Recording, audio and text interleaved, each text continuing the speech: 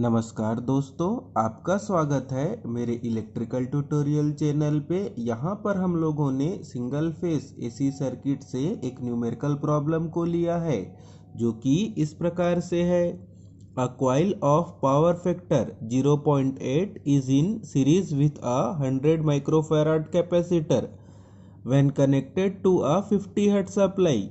The voltage across the capacitor is equal to the voltage across coil. Find the resistance and inductance of the coil. हम लोग इस numerical problem पे देख पाएंगे कि हम लोगों को एक कॉइल दिया है जिसका पावर फैक्टर कितना है 0.8, और यह जो कॉइल है वो 100 माइक्रोफैराड कैपेसिटर के साथ कैसे कनेक्ट है सीरीज में। और हम लोग इस न्यूमेरिकल प्रॉब्लम पे आगे देखेंगे कि जब सप्लाई फ्रीक्वेंसी कितना होता है 50 हर्ट्ज, उस समय पर जो वोल्टेज अक्रॉस कैपेसिटर है और जो वोल्टेज अक्रॉस कॉइल है वो दोनों कैसे होंगे, इक्वल होंगे। तो हम लोगों को इन सभी न्यूमेरिकल वैल्यू या न्यूमेरिकल डाटा का यूज करके क्या कैलकुलेट करना है, कॉइल के रेजिस्टेंस और इंडक्टेंस को। तो आइए आगे देखते हैं कि हम लोग इस न्यूमेरिकल प्रॉब्लम को किस प्रकार से सॉल्व कर पाएंगे। अब हम लोगों को इस न्यूमेरिकल प्रॉब्लम को सॉल्व करने के लिए न्यूमेरिकल प्रॉब्लम के अकॉर्डिंग हम लोगों को पहले सर्किट डायग्राम को ड्रॉ करना होगा।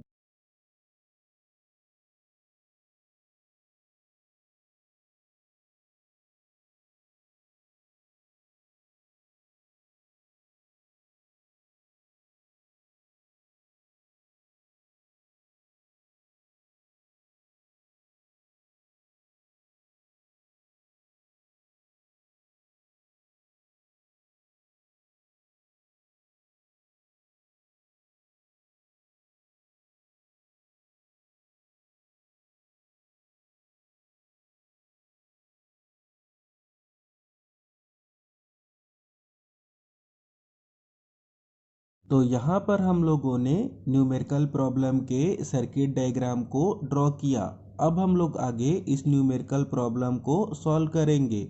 तो हम लोगों को इस न्यूमेरिकल प्रॉब्लम पे जो कॉइल है उसका पावर फैक्टर कितना दिया है 0.8, उसका यूज़ करके हम लोग कॉइल के रेजिस्टेंस और इंडक्टेंस में रिलेशनशिप को पहले कैलकुलेट करेंगे।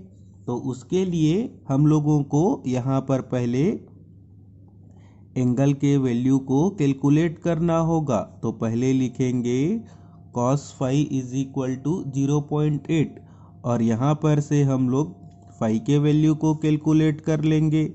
तो कितना लिख पाएंगे, phi is equal to cos inverse 0.8। और जब हम लोग इसको कैलकुलेटर की हेल्प से कैलकुलेट करेंगे तो हम लोगों को फाई का वैल्यू कितना मिलेगा 36.86 डिग्री। अब हम लोग यहाँ पर आगे कॉइल के रेजिस्टेंस और इंडक्टेंस पे रिलेशनशिप को कैलकुलेट करने के लिए कॉइल के 10 फाई के रिलेशनशिप को यूज़ करेंगे। तो यहाँ पर हम लोग लिख पाएंगे कॉइल के 10 फाई को। तो 10 फाई इज इक्वल टू होता है कॉइल के लिए एक्सएल अपॉन आर, और एक्सएल इज इक्वल टू कितना होता है ओमेगा एल। तो लिख पाएंगे 10 phi is equal to omega L upon R, और ओमेगा इज इक्वल टू कितना होता है 2 पाई एफ। तो हम लोग लिख पाएंगे 10 pi is equal to 2 pi F L upon R. अब हम लोग यहाँ पर इस रिलेशनशिप में फाई और एफ के वैल्यू को पुट करके एल और आर के बीच में रिलेशनशिप को डेवलप करेंगे। तो यहाँ पर हम लोगों ने फाई के वैल्यू को कितना कैलकुलेट किया है 36.86। तो पुट करेंगे, लिखेंगे 10 36.86, और f का वैल्यू हम लोगों को न्यूमेरिकल प्रॉब्लम पे कितना दिया है 50 हर्ट्ज। तो जब हम लोग यहाँ पर f के जगह 50 पुट करेंगे तो 50 इंटू 2 कितना हो जाएगा 100। तो यहाँ पर हम लोग लिख पाएंगे 100 पाई एल अपॉन आर, अब हम लोग यहाँ पर आगे कैलकुलेटर की हेल्प से 1036.86 के वैल्यू को कैलकुलेट करेंगे। तो उसका वैल्यू हम लोगों को कितना मिलेगा, 0.75। और इस साइड को हम लोगों को वैसा का वैसा ही लिखना पड़ेगा। तो लिखेंगे 100 पाई L अपॉन आर। अब हम लोग आगे यहाँ पर से R के वैल्यू को कैलकुलेट कर लेंगे। तो लिखेंगे R is equal to 100 pi L और डिवाइड पे लिखना होगा 0.75। और जब हम लोग 100 पे डिवाइड करेंगे 0.75 का, तो हम लोगों को R का वैल्यू कितना मिलेगा। तो R इज इक्वल टू लिख पाएंगे 400 पाई L अपॉन 3। अब हम लोग यहाँ पर आगे न्यूमेरिकल प्रॉब्लम के अगले स्टेटमेंट का यूज़ करेंगे, जिस पर हम लोगों को वोल्टेज अक्रॉस कॉइल और वोल्टेज अक्रॉस कैपेसिटर का वैल्यू हम लोगों को क्या दिया है, इक्वल। तो यहाँ पर हम लोग लिख पाएंगे voltage across coil is equal to voltage across capacitor. और हम लोग वोल्टेज अक्रॉस कॉइल को किस प्रकार से लिख पाएंगे, I इंटू जेड कॉइल। और वोल्टेज अक्रॉस कैपेसिटर को हम लोग लिख पाएंगे I इंटू एक्सी। तो दोनों साइड से I क्या हो जाएगा, कैंसल। और जेड कॉइल के वैल्यू को हम लोग कितना लिख पाएंगे, तो लिखेंगे under root R square plus XL square. और इस तरफ XC का XC हो जाएगा।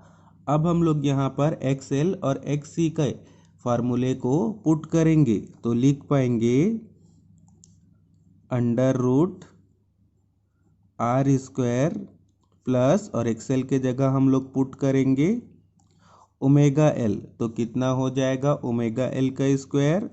और XC के जगह हम लोग पुट करेंगे 1 अपॉन ओमेगा C। अब हम लोग यहाँ पर आगे इस रिलेशनशिप पर ओमेगा के जगह कितना पुट करेंगे, 2 पाई f। तो यहाँ पर हम लोग लिख पाएंगे under root R square plus 2 pi FL का स्क्वायर, और इज इक्वल टू पे लिखना होगा 1 अपॉन 2 पाई FC। अब हम लोग इस रिलेशनशिप पर जो हम लोगों ने चोक कॉइल के लिए R और L के रिलेशनशिप को कैलकुलेट किया है, वहाँ पर से R के वैल्यू को इस जगह पर पुट करेंगे। और F के जगह हम लोग कितना पुट करेंगे, 50 हर्ट्ज। और C के जगह हम लोग पुट करेंगे 100 माइक्रोफैराड। हम लोग यहाँ पर सबसे पहले R के वैल्यू को पुट करेंगे। तो हम लोगों ने R और L पे कितना रिलेशनशिप डेवलप किया है, तो लिखेंगे 400 पाई L अपॉन 3। और इसका हो जाएगा स्क्वायर। और आगे लिखेंगे 2 वैसा का वैसा ही रहेगा। जब हम लोग F के जगह कितना पुट करेंगे, 50। तो 2 इंटू 50 कितना हो जाएगा, 100। तो लिख पाएंगे 100 पाई L, और इसका भी क्या हो जाएगा, स्क्वायर।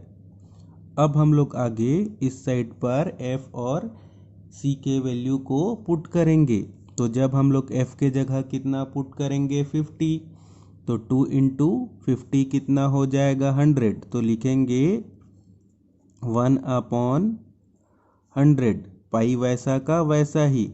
और कैपेसिटेंस का वैल्यू हम लोगों को कितना दिया है, 100 माइक्रोफैराड। तो लिखेंगे 100 इंटू 10 टू दी पावर -6। अब हम लोग यहाँ पर आगे इस साइड के वैल्यू को कैलकुलेटर की हेल्प से कैलकुलेट करेंगे। तो हम लोगों को कितना मिलेगा, 31.83। और जब हम लोग इस साइड के रूट को हटाएंगे, तो इस साइड पर हम लोगों को क्या करना होगा, स्क्वायर। और अब हम लोग यहाँ पर आगे इस रिलेशनशिप में L स्क्वायर को क्या कर लेंगे, कॉमन। तो हम लोग यहाँ पर लिख पाएंगे ब्रैकेट पर 400 पाई अपॉन 3 का स्क्वायर और आगे लिखेंगे प्लस 100 पाई का स्क्वायर। और जब हम लोग इस वैल्यू को 31.83 स्क्वायर के साथ डिवाइड करेंगे और उसका हम लोग क्या कैलकुलेट करेंगे, रूट, क्योंकि यहाँ पर L का क्या है, स्क्वायर।